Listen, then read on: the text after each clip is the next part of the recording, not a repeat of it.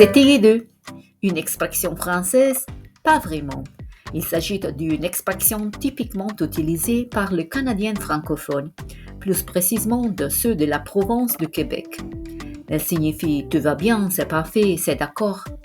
En parcourant les rues de la ville de Québec et en écoutant les gens, vous l'entendrez facilement et fréquemment. Même si j'ai étudié le français, j'ai parfois eu du mal à comprendre les habitants de cette ville enchantée. Le québécois est clairement du français, celui qui était parlé à Paris au XVIIe et XVIIIe siècle. À partir de ses origines, diverses influences anglaises ont modifié son lexique. C'est amusant de les écouter et de les suivre. Il parle assez vite, avec une cadence qui leur est propre. Dans la province du Québec, on a toujours cherché à défendre sa culture française, qui, outre la langue, se reflète dans les différents battements et dans l'expression typiquement française « joie de vivre ». Quelle est l'origine du nom Québec? Il vient de mot algonquin qui signifie « là où la fleuve s'est rétrécie », en référence aux pointes les plus étroites du fleuve Saint-Laurent. C'est là que Samuel de Champlain fonda en 1068 la première colonie de la Nouvelle-France. Il établit dans les quartiers Place Royale un comptoir de traite de fourrures et entra en contact avec les populations autochtones locales. Il est situé au pied du Cap Blanc, là où le fleuve Saint-Laurent rencontre la rivière Saint-Charles. C'est là que Samuel a construit l'habitation de Québec, exprimant clairement son désir d'écrire le Canada français. Cette place relativement petite était la place du marché au XVIIe siècle. Elle rappelle beaucoup la France, avec son élégance, ses ruelles pavées, ses balcons fleuris et ses bars avec des tables en terrasse où l'on peut bavarder. C'est sur cette place qui se dresse l'église Notre-Dame de Victoire, la plus ancienne église en pierre de toute l'Amérique du Nord. Magnifique édifice construit sur les fondations de la 12e habitation de Champlain, elle attire le regard avec son style palladien et néoclassique. Elle se distingue par sa simplicité. Un portail central flanqué de 2 pilastres et 2 rosaces, l'une au-dessus de l'autre, attire les regards vers le haut. L'intérieur est lumineux, les murs sont peints en blanc avec des reliefs dorés. Une réplique d'un navire du XVIIe siècle est suspendue au plafond, face à l'hôtel. Bien qu'elle ait été détruite, elle a été reconstruite par la communauté qui l'a désidérée comme un lieu d'un grand intérêt. La chapelle adjacente et l'église est dédiée à Sainte-Geneviève. Et chaque 3 janvier, on célèbre sa fête en cuisant du petit pain béni. Une promenade dans le Vieux-Port vous fera découvrir la place des Canotiers, une place publique d'où vous pourrez admirer les fortifications, le château Frontenac et le bâtiment historique du quartier Petit-Champlain. Des jets d'eau jaillissant du sol forment de petites cascades en cascade, un coin parfait de la ville, surtout en été. Les rues qui entourent la porte vous mènent à des magasins d'antiquités, des galeries d'art et des restaurants. Si vous aimez l'art, vous serez captivé par les différentes sculptures disséminées à divers endroits qui représentent la société contemporaine. Ces rues vous mènent au quartier Petit-Champlain. Bien préservé au fil du temps, ces quartiers rivalisent en beauté avec les zones urbaines les plus caractéristiques de France. En vous promenant dans les rues et en regardant à droite et à gauche, vous ne manquerez pas d'attractions. Boutiques d'artisanat, bistrots et petits restaurants proposant des plats locaux.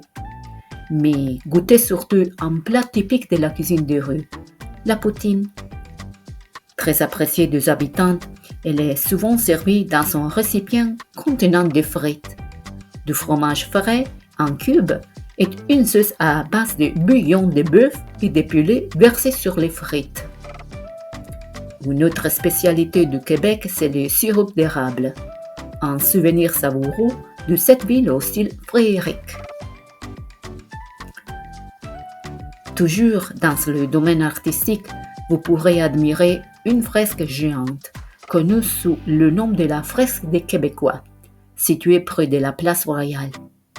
Créée par Cité Création et des artistes locaux, cette œuvre rend hommage à l'histoire de la ville de Québec, en représentant certains de ses personnages les plus importants.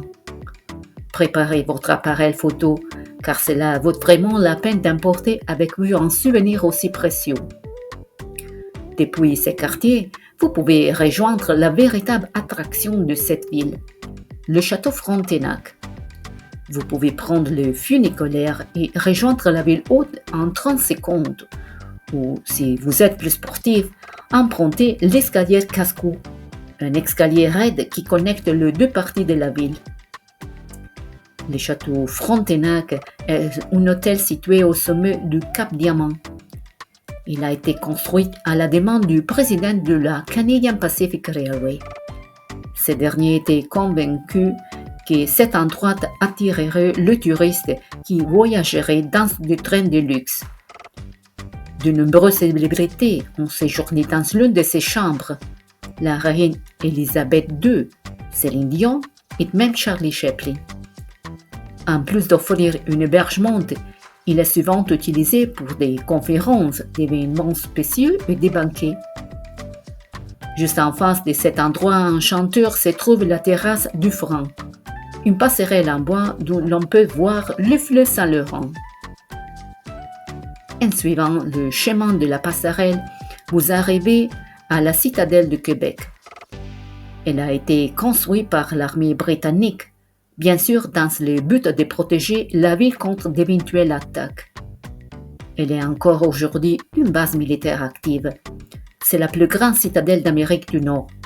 Et en raison de sa taille et de sa position géographique, elle est surnommée le Gibraltar des Amériques. Elle se caractérise par sa structure en forme d'étoile avec 4 bastions. À l'intérieur se trouve un musée qui rassemble des armes, des uniformes et des objets qui racontent l'histoire militaire de la ville. La citadelle, tout comme les 3 tours Martello, le système des bastions et le fort numéro 1 à Lévis, font partie d'un système de défense sophistiqué, aujourd'hui classé au patrimoine mondial de l'UNESCO. Une partie de l'histoire plus récente, mais toujours importante pour la communauté, est l'hôtel du Parlement. Construit dans le style Second Empire, c'est là que siège le Parlement du Québec. Sur sa façade, on peut voir différentes statues représentant des personnalités et des événements qui ont marqué l'histoire du Québec. À l'entrée principale, vous pourrez lire le mot gravé « Je me souviens » qui sont devenus la devise de la ville. En entrant, vous pourrez voir la chambre de l'Assemblée nationale et la salle de conseil législatif. À l'intérieur de ces murs se trouve la bibliothèque historique de l'Assemblée nationale, qui regorge de livres très rares. Une telle beauté architecturale s'accompagne d'une autre beauté naturelle. Ce lieu est entouré d'un vaste jardin où poussent différents types de plantes et d'arbustes indigènes. Dans l'environ se trouve le Plains d'Abraham, un parc riche en histoire, parfait pour ceux qui aiment se promener ou faire du jogging. À l'intérieur de ce parc se trouve le jardin Jeanne d'Arc, riche en différentes espèces de plantes qui créent des expositions floréales colorées entrecoupées de différentes statues, dont celle de Jeanne d'Arc à cheval. La visite de ce lieu historique et fascinant se termine à la Grande Allée, une rue animée à l'empreinte européenne qui accueille tous ceux qui recherchent des endroits où manger et boire, danser ou rencontrer de nouvelles personnes. Si vous vous sentez prêt à vous immerger dans la culture canadienne et surtout québécoise, commandez un caribou, une boisson alcoolisée très populaire. Il s'agit d'un punch alcoolisé sucré, servi chaud ou froid à base de vin rouge, de whisky ou de brandy, de sirop d'érable et d'épices. À tantôt!